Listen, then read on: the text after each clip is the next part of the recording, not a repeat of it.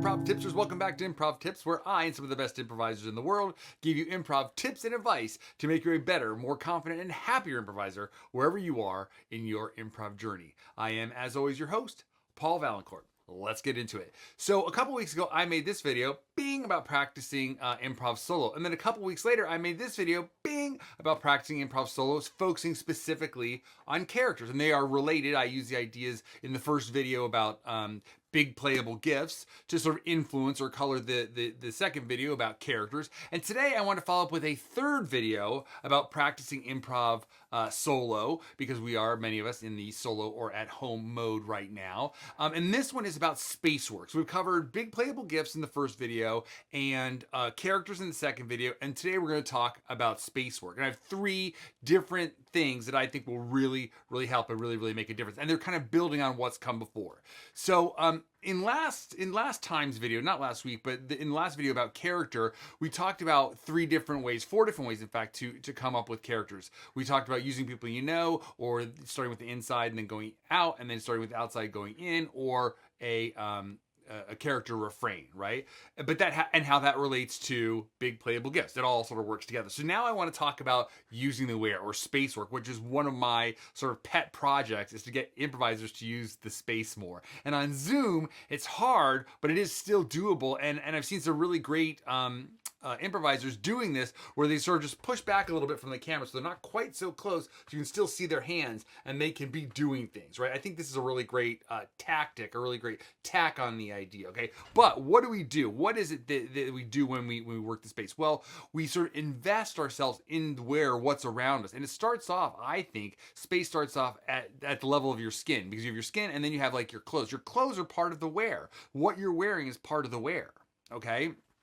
And so I think it sort of starts at the level of our skin and then moves outward in every direction, and the bigger and bigger wear sort of at large, right? So my first tip is a game called 5 Things. Now you may have heard of this game before. It's a great warm-up game, and I happen to really love it because for me, the first step about using the where is thinking about the where. Where are we? What could be around us before we start touching things, right? Is that we sort of need to get into a where frame of mind.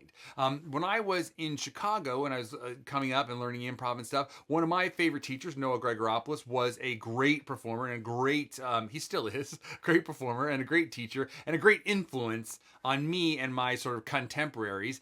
And he would just come up with these really great little bits of business around space work. And one day we went to him and we said, no, how do you do this? How do you sort of come up with these little bits about space work and stuff? And he said, when I look into the where, which is just blank, when I look into the where, it is much less scary to me to see something than nothing. Oh, wow.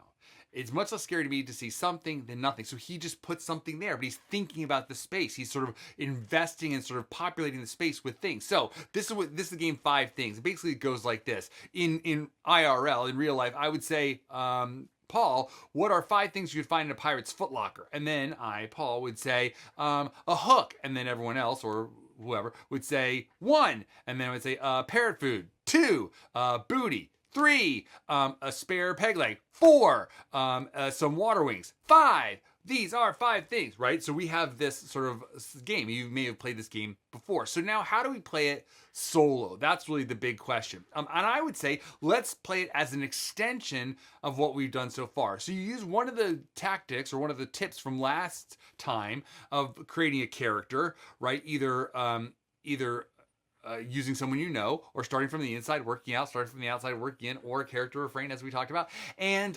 then before you start moving around and start doing the scene, think, what would this person have in their closet? What would this person have in their trunk? What would this person have in their purse or in their backpack? Or what would they find in their school locker or whatever? And just pose that question to yourself, and then quickly, without thinking, just 1, 2, 3, 4, 5. That's the thing, really. It's sort of thinking about space and not judging. It. One of the things that I really try to emphasize to my students when we're thinking about space or thinking about this drill sort of tone of exercise is to not think too much about it, right? I don't want you thinking too much to go wacky. I don't want you thinking too much to do what's right, right? So sometimes I'll say, well, if I say, well, I'm a ballerina and I have right? And I'm thinking too much, right? Just say something. It's better to say something than the quote unquote right thing, right? So if I say, oh, I'm a ballerina and I have a hammer, great. Great. We live in a world now where ballerinas carry hammers. Let's see what that's all about, right? So simple like that. So use one of the techniques from last time. Start to create a character. When you feel like you're something or somewhere, then just say, what's in this drawer? What would they have in their trunk? What would they have under their bed? Right? And just pose one of these questions to yourself. And then those 5 things. 1, 2, 3, 4, 5. And I think if you do it without hesitating, you'll be surprised what you discover. Right? You'll be surprised what you discover, that you populate the space with these things that are coming from that character place, but aren't necessarily always obvious. Sometimes they are. Sometimes they're totally obvious, but sometimes they're not. Right? So if it's a fireman, what are 5 things that he would have under his bed? Boots. 1, raincoat. 2, helmet. 3, hose. 4, hot tamale candies. 5, right? So it was like, oh, hot tamale candies, that's interesting. So I had these few things that I was gonna say, right? Bang, bang, bang, the obvious things. Then I had to push one more, and that's where I sort of discovered something new. And that's okay, right? It's not totally crazy, it's not totally wacky or whatever, but it's something interesting about this guy. Oh, he has hot tamale candies, he's a fireman. That's interesting, right? But that came from the idea of being a fireman. Okay? So I think that's it. So my first tip is 5 things, practicing 5 things in one of the characters that you created from the last video and that has a big playable gift from the first video, okay? So we're building bang, bang, bang, one on top of another, right? Second tip is practicing in real life, right? One of the things that I did when I was first learning improv, and this is like a weird tick that I didn't realize until someone brought it to my attention, so I'm teaching you a tick, is that I would touch things and handle things, especially if it's something that I hadn't seen before. I would try to touch it and handle it, and I really got the sense of what things were, like the size of them, the weight of them, their handles, whatever. I would just like to handle them. And so if I wake up in the morning and I'm making coffee, right, then I would sort of make coffee, and then the second part of the exercise is step back and now do it again, but just in space work. Right? Using what you've just learned from doing it in real life in space work. I'm making a sandwich, I stop for a moment, take a step back, and I make that same sandwich, but now in space work, right? So I'm relating sort of real experiences to my space work. I'm relating real experiences to my space work. That way I'm thinking about size, I'm thinking about weight, I'm thinking about sort of where I place the things on the counter as I'm working, right? Size and weight and sort of keeping some space. Like a lot of times people hold a broom like this, but it's really like this, right? Bill Chott does a tip being about this idea of leaving space. It's one thing that adds a sort of 3-dimensionality to your space work. Okay, so just practicing handling things, like as you're driving, feel like, how does it feel to have your hands on the steering wheel when you're touching the radio? How does that feel? Just really being conscious for a moment about what things feel like, right? So how far do I reach my hand, and sort of how high do I have my arms, right? And how much do I really move my hands when I'm steering? A lot of times in improv, people drive like this, which is like crazy. You'd be all over the road, you'd get pulled over for sure, as you should, because you're a hazard. You're a hazard.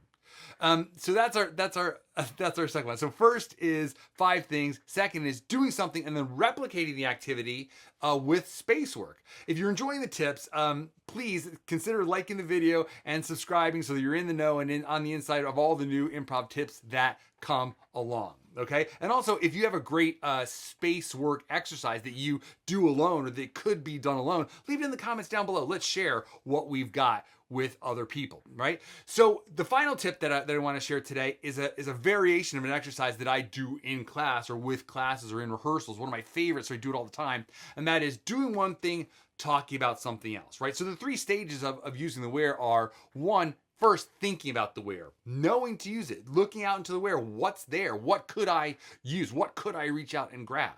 2, getting that sort of sense of reaching out and grabbing something. What is the weight? What is the, and also I'll say sort of really quick on that last tip is, once I've sort of used a coffee pot and I pour a coffee pot, that's not so different than a pitcher. That's not so different than a wine bottle. I just have that sense of like, okay, and then it turns and the liquid shifts a little bit. And so I just have that sense, and I take these few experiences and I expand them outward, right? And I think that really makes a big difference too, is like having a few good reference experiences that then you can sort of like universalize into other facets of space work. I think this makes a big difference. So back to what I was saying. So the third exercise is doing one thing and talking about something else. Doing one thing and talking about something else. And this is the third level, and I think the most sort of advanced layer of spaceworks is using spacework by not talking about what you're doing. Not talking about what you're doing. This is the hardest thing that people do with spacework, is not talking about what they're doing. Because here's the thing, it's never about that. It's not a mime show. No one really cares if you make that pot of coffee. No one really cares about that sandwich, right? It's just there to serve you, to keep you alive in the where. You know, Mark Sutton said, no one ever leaves an improv show thinking, man, they really fixed that bike. It's so true. They don't. No one really cares. They care about what's happening between those characters or within those characters even, right?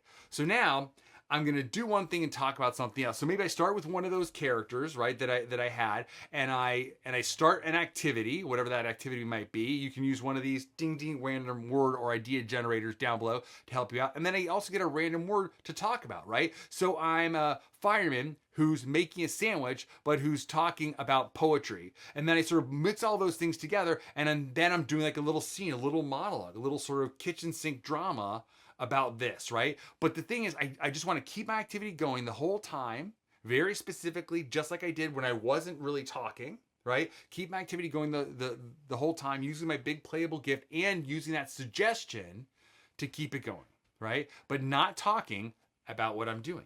Because once we sort of get this idea of not talking about what we're doing, like we do in real life. In real life, when I'm making a sandwich, I don't say, okay, I'm going to get the bread out, 1-2 slices of bread there. I'm going to get some peanut butter, put that on there. Get some jelly, put that on there. And then I'll smush it together. Now I'm going to cut it, put it on a plate. And it's like, that's like, unless that's my character, who is just like this psycho that just talks about everything, just narrates his way through his own life, then let's turn that to 11. Let's do that then, man. But most people, most of the time, don't do that. I'm talking to my kids while I'm making peanut butter and jelly sandwiches. I'm talking to my wife while I'm doing the dishes. And I'm not talking about the sandwiches. I'm not talking about the dishes, right?